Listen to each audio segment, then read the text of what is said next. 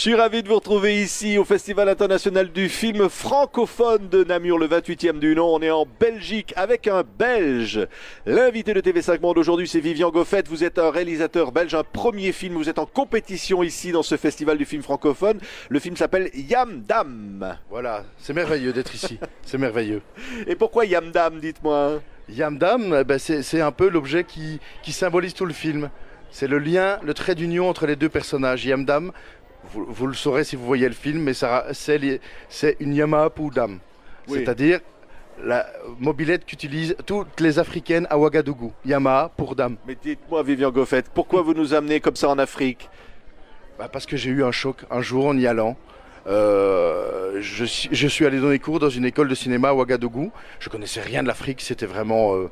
ça ne m'attirait pas plus que ça. Et j'ai pris une claque monumentale.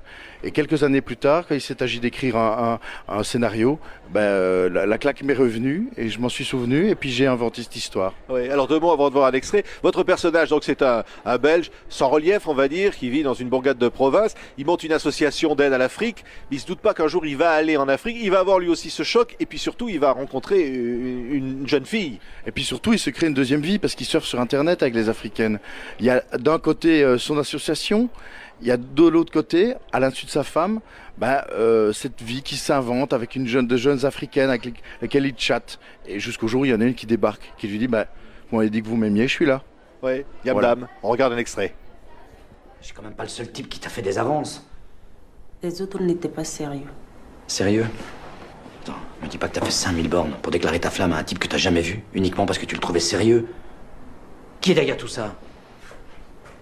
Qui t'a payé le voyage?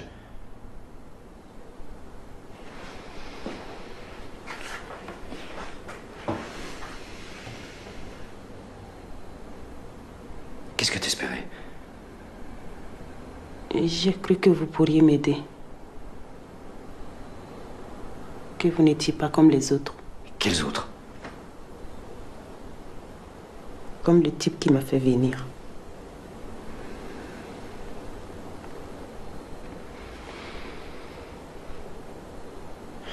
Bon, écoute.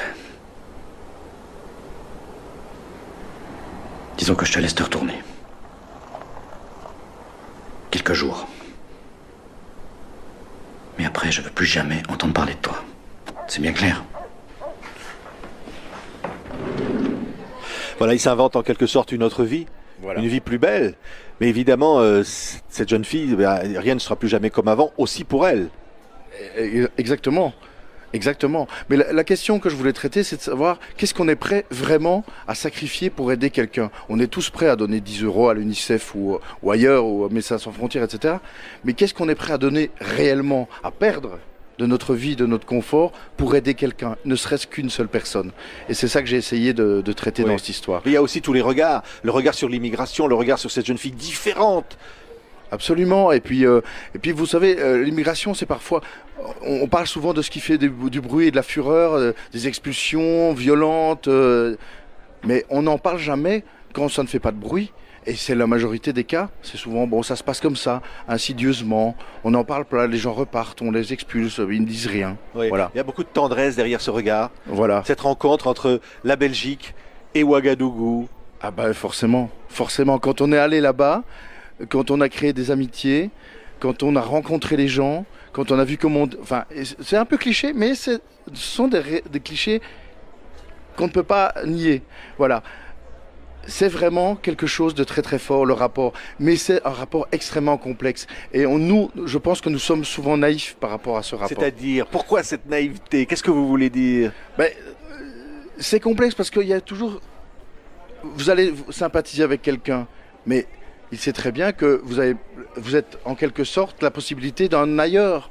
Vous avez de l'argent, plus que lui, assurément. Et donc, c'est très difficile de déterminer la part de sincérité complète dans les rapports des uns et des autres. Parce que moi-même, je me dis, mais est-ce qu'il est vraiment sincère? Et lui, il se dit, mais est-ce qu'il va vraiment m'aider? Ou est-ce qu'il y a un peu pitié dans son regard? Et donc, c'est compliqué. Donc, on n'est jamais sûr de rien. Et puis, les choses se tissent Et comme ça. C'est ça qui fait la beauté du film. Yamdam, donc la Yamaha pour Dame, hein, et c'est donc ce film qui est présenté ici comme une première œuvre. Alors vous aviez fait d'ailleurs des courts-métrages précédemment dont certains étaient sélectionnés aux Oscars. Ah bah oui, ça fait... oui. Oui, bah oui. Je dois le reconnaître et j'en suis plutôt heureux, évidemment. Ouais. Évidemment, bien C'est ce sûr. qui amène à ce parcours, parce que vous avez grandi ici en Belgique, à la campagne on va dire, hein, mais passionné de cinéma, et d'un jour arriver à faire comme ça, comme vous l'avez fait, comme vous le faites aujourd'hui, un premier long-métrage. C'est un rêve d'enfant.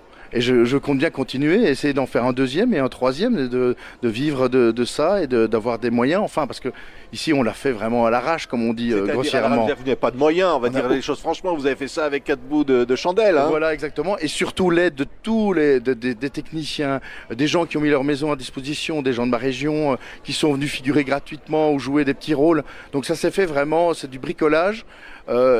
Mais ça s'est fait avec de l'amitié et de la confiance. Et ça, je pense que c'est riche. Ouais, c'est la passion.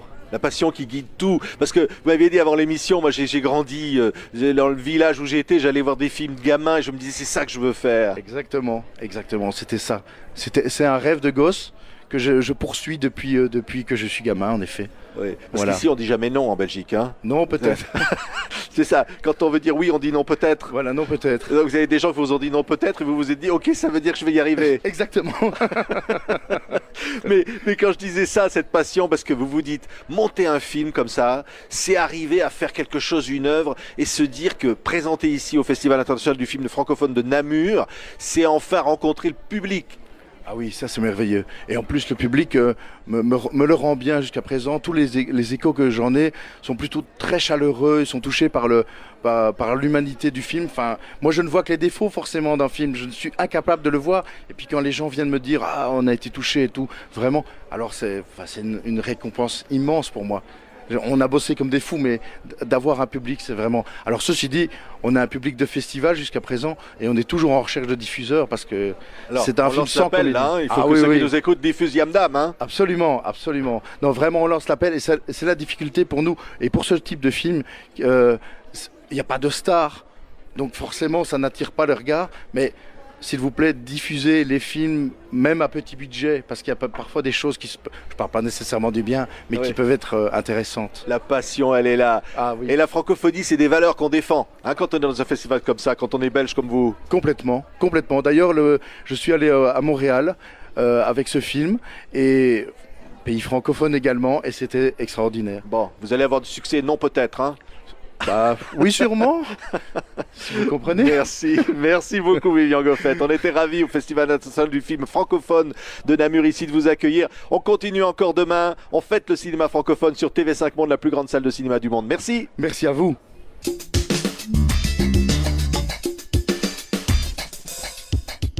Puisque vous partez